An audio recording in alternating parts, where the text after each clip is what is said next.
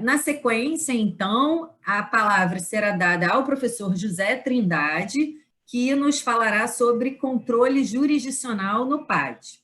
O professor José Trindade é mestre em Direito Constitucional pelo IDP, ele é bacharel em Direito pela Universidade Federal da Paraíba, assessor jurídico na Procuradoria-Geral da República, professor da graduação do IDP e de cursos preparatórios para concursos e exames da Ordem. Professor José, muito obrigada pela participação e a palavra é sua. Professora Alice, eu que agradeço pelas palavras e pela oportunidade de estar aqui dialogando. Agradeço ao professor Antônio Rodrigo Machado pelo convite, pela honra de estar aqui. Só queria dizer que a honra de estar aqui é diretamente proporcional ao sentimento de intimidação, de estar diante de figuras tão importantes e tão relevantes do nosso cenário jurídico, e eu estar aqui como intrometido, falando perante mentes tão brilhantes. Então, inicialmente, dizer que me sinto muito honrado de estar aqui, honrado e intimidado de estar aqui, espero poder contribuir minimamente para uma discussão de tanto relevo que é essa que nós estamos tendo aqui. Cumprimento os demais na pessoa da professora Alice, porque para evitar injustiças, né, decorrência de esquecimentos. Então, queria só destacar que a professora Alice, eu tenho uma honra especial de estar aqui dialogando com ela, porque eu a conheço, estudei por artigos e livros dela desde da minha faculdade, desde que eu estava lá nos bancos da Universidade Federal da Paraíba. Isso torna mais especial ainda a honra de estar aqui. Bom, então, o nosso tema de discussão é relativo ao controle judicial sobre o PAD. E, obviamente, eu não queria entrar aqui em lugares comuns e até coisas que já foram discutidas aqui, para não ser repetitivo, coisas que já foram discutidas em outros painéis. Então, eu queria, na mesma linha do que a professora Vládia trouxe, mas sem um terço do brilhantismo dela, mas eu queria trazer também inquietações e também fazer um clamor pela profundidade na abordagem. Porque, pela experiência que eu tenho vivenciado a respeito do PAD, do outro lado do balcão, né, vamos dizer assim, do lado jurisdicional, tanto trabalhando na Justiça, tanto como trabalhando no Ministério Público, eu tenho visto um tratamento muito superficial sobre o controle judicial do PAD. Um tratamento que não leva em conta o PAD como instrumento de gestão administrativa, como foi falado aqui, um tratamento que não leva em conta as complexidades das relações interpessoais que estão subjacentes ao PAD, ao direito disciplinar, e uma superficialidade na abordagem que se revela em alguns pontos. Por exemplo, eu participei de uma discussão acadêmica em que um dos debatedores levantou a questão de deveria ser adotado o modelo francês de contencioso administrativo aqui no Brasil, para o PAD. Eu parei e disse, bom, vem coisas interessantes por aí, né? Vem uma proposta interessante, uma proposta de discussão, pelo menos inquietante, e o argumento dele foi o seguinte, porque verificando os enunciados da jurisprudência do STJ, podemos deduzir que o judiciário é complacente com a administração pública, ele concorda com a administração pública na maioria dos posicionamentos, então, por isso, poderíamos poupar os custos do judiciário e deixar nas mãos da administração pública os julgamentos numa espécie de jurisdição dual, tal como temos lá na França. E a superficialidade do argumento me chamou muita atenção, porque como é que eu vou defender, ou pelo menos levantar esse questionamento com base em enunciados de jurisprudência de um tribunal que muitas vezes não aprecia fatos, né, no recurso especial, nos mandados de segurança, nos recursos de mandado de segurança, não apreciam fatos, não revaloram provas, e eu vou me basear unicamente nesses enunciados do STJ para sustentar uma possível concordância do judiciário com as posições e com as condutas da administração pública no PAD, para sustentar que a administração pública tenha uma jurisdição sobre esse PAD, e tirar o PAD do controle judicial. Então, eu acho assim, de uma superficialidade tremenda essa afirmação. De outro modo, se viesse uma afirmação embasada em, por exemplo, são tantos julgados que foram apreciados o PAD, houve tantas modificações de decisões administrativas em PAD, em tantos por cento dos casos foram mantidas as decisões originalmente proferidas, já seria uma questão mais complexa e mais merecedora de atenção. mas simplesmente defender com base em enunciados. Então, por exemplo, aqui foi discutido no painel anterior a questão do PAD em cidades pequenas, tá? A questão do PAD como instrumento de perseguição, principalmente em cidades pequenas. E você pegar essa afirmação com base em enunciados de jurisprudência do STJ, compilados no Jurisprudência em Tese, que é uma ferramenta muito interessante, mas está longe de representar a completude da visão judicial sobre o tema, e você ignorar completamente a realidade social dos PADs nas cidades pequenas, a realidade social das relações interpessoais, como a professora Flávia falou, que subjazem ao PAD, ignorar uma série de aspectos que não podem ser ignorados. E essa superficialidade eu não observei apenas nesse debate acadêmico que eu presenciei. Eu presencio no próprio judiciário e no próprio Ministério Público. Eu, trabalhando no Ministério Público, eu vejo lá uma espécie de espírito punitivo, que existe, um clima punitivo que existe lá dentro, que quando chega, eu até discussão entre assessores mesmo, quando chega um processo para a gente formular as minutas de pareceres a respeito de processo administrativo disciplinar, a gente começa a narrar, por exemplo, começa a discutir, esse servidor aqui está sendo acusado disso, daquilo. Já é comum você ver um espírito punitivo, é bandido, tem que ser punido, um cara desse não merece, não tinha nem que ter chegado ao STJ, não tinha nem que ter chegado ao STF.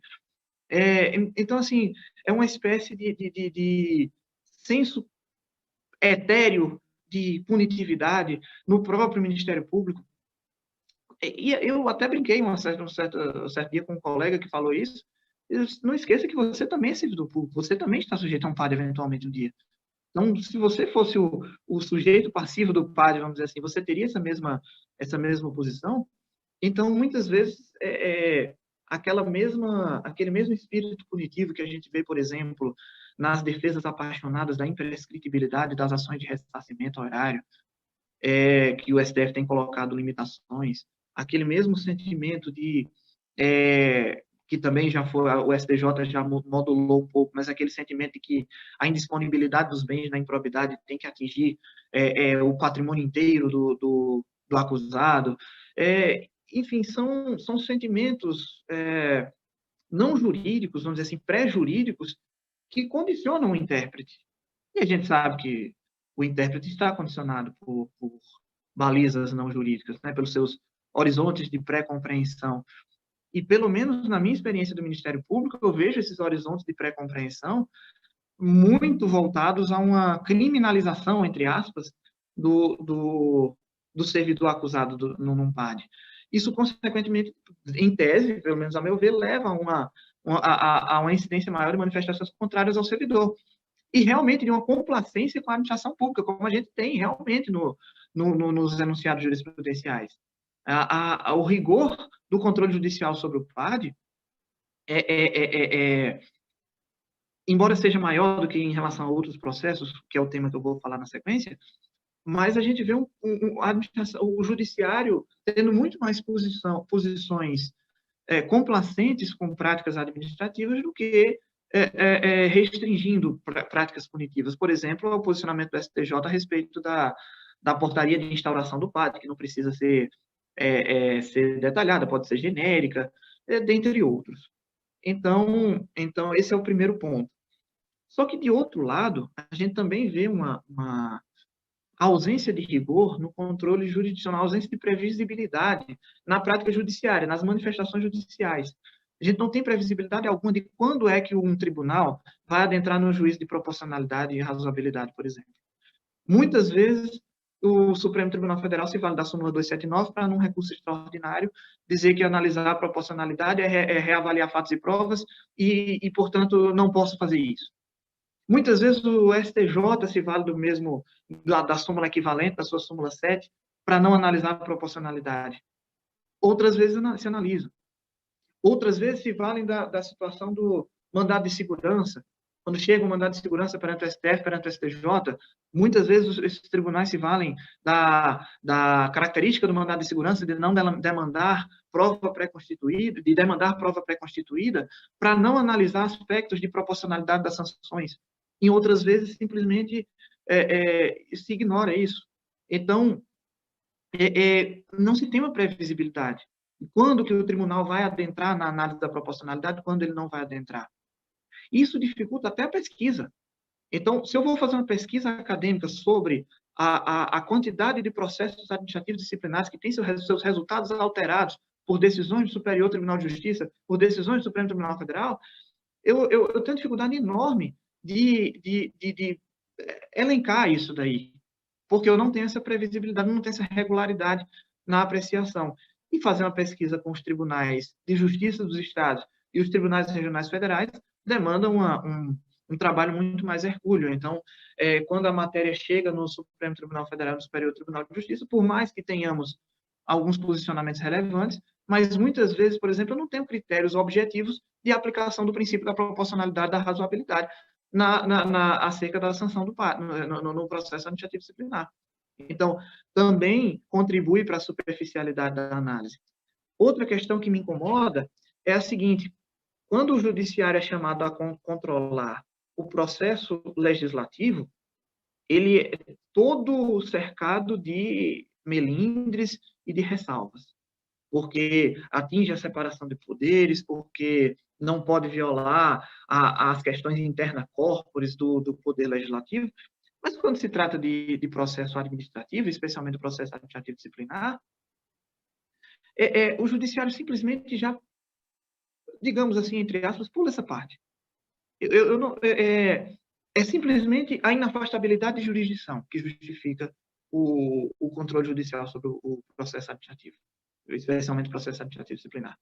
Eu não tenho debates judiciais mais consistentes, ou pelo menos que fogem ao meu conhecimento, debates judiciais mais consistentes, que justifiquem, que percam tempo justificando o porquê do controle judicial ser mais amplo no processo administrativo do que no processo legislativo.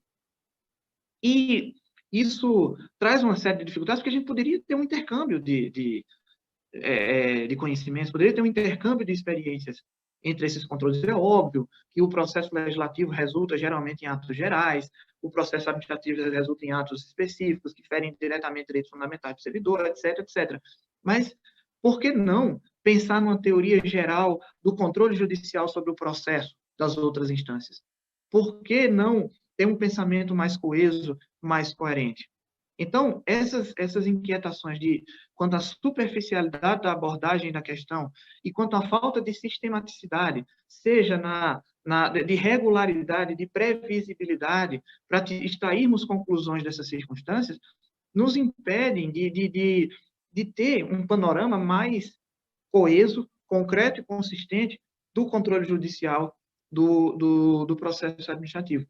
Eu me recordo um artigo que eu li que chegou a fazer a seguinte afirmação: o controle judicial do processo administrativo não abrange aspectos de mérito, só abrange aspectos de legalidade. Até aí tudo bem. Portanto, a conclusão do artigo: o judiciário não pode revolver as provas e analisar a compatibilidade entre as provas e os fatos do processo com a conclusão alcançada pela administração pública. Isso me chamou a atenção por causa da teoria dos motivos determinantes. Se a administração pública se vale de uma justificativa inadequada, se vale de uma motivação inadequada, mentirosa, se vale de uma análise completamente inadequada dos fatos, e usa os fatos como uma justificativa equivocada para se chegar a uma conclusão, portanto, equivocada. Por que o judiciário não poderia analisar isso? Não é mérito, isso é legalidade. Então, muitas vezes se parte de um lugar comum para chegar a uma conclusão generalizante, excessivamente generalizante, e que não traz contribuição alguma à decisão, à formulação de uma teoria mais consistente. Então, essas são basicamente minhas inquietações: a superficialidade na abordagem, tanto pela academia, não pela academia de autores brilhantes como a professora Alice, mas do professor Antônio Rodrigo também, no seu livro Sanções e Penas, e os demais, mas assim, uma abordagem nas discussões correntes da academia sobre o processo disciplinar, uma superficialidade na própria justificativa da legitimidade do controle jurisdicional sobre o processo administrativo. Uma falta de sistematicidade da apreciação judicial, principalmente em relação à aplicação do princípio da proporcionalidade na revisão judicial das sanções por meio do processo administrativo disciplinar, E a falta de uma preocupação com a sistematicidade, com uma coerência maior do sistema, embora não seja muito popular a teoria perante os pós-positivistas, mas eu gosto muito da ideia de sistema, né, do direito como sistema, e simplesmente eu não vislumbro, do jeito que a gente tem hoje, uma possibilidade de montar uma coerência sistêmica para analisar o processo, o controle judicial sobre o processo administrativo disciplinar. Isso dificulta a própria administração pública, porque como é que a administração pública vai se utilizar de instrumentos do processo administrativo disciplinar como instrumento de gestão administrativa, como um instrumento mais diverso, mais amplo, se ela não tem segurança de como aquilo vai ser tratado nos tribunais.